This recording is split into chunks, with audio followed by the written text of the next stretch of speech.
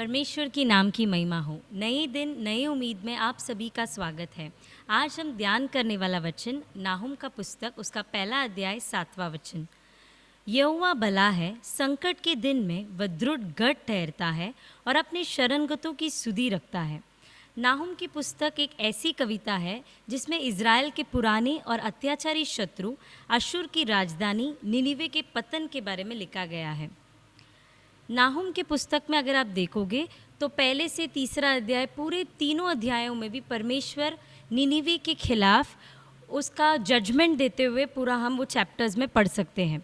लेकिन वही वचन के बीच में 7वां वचन में परमेश्वर ने एक उम्मीद की किरण के नाई ये वचन को दिया है कि यहोवा भला है, संकट के दिन में वह दृढ़ गढ़ ठहरता है और अपने शरणगतों की सुधि रखता है। परमेश्वर निनिवे के खिलाफ है, परमेश्वर उनके पापों के लिए उन्हें दंड दे रहा है, उनका जजमेंट सुना रहा है, लेकिन उसके दौरान भी उसके बीच में भी परमेश्वर उन पर दया करने के लिए, उन्हें एक और मौका देने के लिए, अगर वो अपने पापों से मन फिराकर परमेश्वर की ओर फिरते हैं तो परमेश्वर उन्हें क्षमा करने के लिए तैयार है। आप अपने रोज़ की ज़िंदगी में भी जब आपके पास सब कुछ है, आप खुश हो, आपका सेहत अच्छा है, तो आप कह सकते हो कि परमेश्वर भला है। लेकिन अगर यही आपका सिचुएशन ऑपोजिट है, अगर आपका तबीयत ठीक नहीं है, आपके पास पैसे नहीं हैं, आप परेशानियों से घिरे हुए हो, तो क्या तब भी हम कह सकते हैं कि परमेश्वर भला है? लेकिन हम परमेश्वर के वचन में ऐसे मनुष्यों के बारे में पढ़ते हैं जैसे कि यूसुफ का ज़िंदगी एकदम रफ था।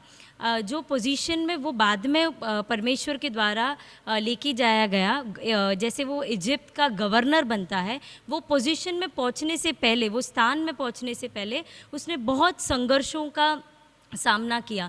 जैसे कि वो बचपन में उसके पापा का लाडला था, लेकिन उसके सगे भाई लोग उससे नफ़रत करते थे, उस पर डाह करते थे, उसको लोग ने एक सूखे गड्ढे में फेंक दिया। और इतना ही नहीं, उन्होंने उसे इश्माइलियों के पास भी कई सिक्कों के लिए बेच डाला। लेकिन वहाँ पर भी, वो सब सिचुएशन में भी कभी भी यूसुफ ने परमेश्वर से मुंह न मोड़ा, वो परमेश्वर पर भरोसा रखता गया, तभी भी परमेश्वर उसके साथ था। उतना ही नहीं, वहाँ पे पोतीबार के घर में भी उसने जो गलती नहीं किया उसके लिए उसे जेल जाना पड़ता है, लेकिन तभी भी वो परमेश्वर पर उम्मीद रखकर था, परमेश्वर पर भरोसा रखकर था, और परमेश्वर ने जैसा उसको सपना में दिखाया था उसी तरह परमेश्वर ने उसे नियुक्त समय पर ऊंचा किया।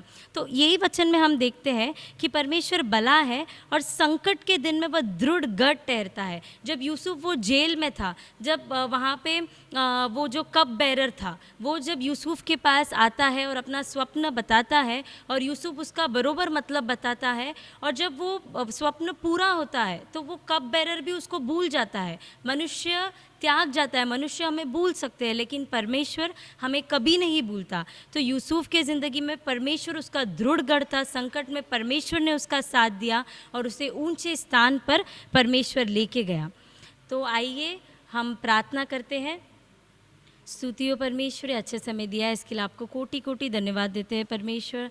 आज परमेश्वर जिस तरह प्रभु जी हमने वचन को पढ़ा कि परमेश्वर आप हमारे जीवन में भला हो, आप हमारे संकट के दिन में हमारे दृढ़ गढ़ हो परमेश्वर। हम विश्वास करते हैं परमेश्वर, भले ही परमेश्वर हमारे परमेश्वर सिचुएशंस परमेश्वर अभी परमेश्वर ठीक ना हो, परेशानी हमें अगर गहरे भी हो परमेश्वर, फिर भी हम विश्वास के साथ कहने पाए कि प्रभु जी आप हमारे जीवन में भला हो प्रभु जी। जैसे परमेश्वर अपने यूसुफ को उसके सारे परमेश्वर परेशानियों में आप उसके साथ थे, उसके बुरे वक्त में भी आप उसके साथ थे, आप उसके लिए भला थे और आपने उसे ऊंचे स्थान पर परमेश्वर आप उससे खड़ा कर कर लेके गए, इसके लिए आपको धन्यवाद प्रभु जी। उसी तरह हम विश्वास करते हैं परमेश्वर, आज भी परमेश्वर ये प्रोग्राम को देखने वाले जितने भी लोग हैं, जिस भी परेशानी से वो गुजर रहे प्रभु जी, परमेश्वर आप उनके सारे परमेश्वर चीज़ों को जानते हो, उनके तकलीफ़ों को जानते हैं प्रभु जी, आप उनके लिए भला है परमेश्वर। इसे वो विश्वास करने के लिए, वचन को परमेश्वर कन्फेस करने के लिए और जय प्राप्त करने के लिए आपसे प्रार्थना करते हैं।